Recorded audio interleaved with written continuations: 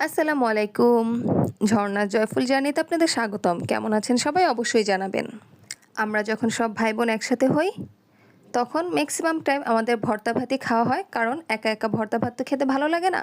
অনেকজন থাকলে একসাথে খেলে অনেক ভালো লাগে। এই ভর্তা খেতে যত মজা, করতে ততটাই কঠিন। আর এখনকার ব্লেন্ডার যুগে এসে পাটায় বেটে ভর্তা খাওয়া অনেকেরই হয় না। আর ভর্তার সাথে ডালের কম্বিনেশনটা অনেক মজার। কার কার পছন্দ ভর্তার সাথে ডাল অবশ্যই জানাবেন।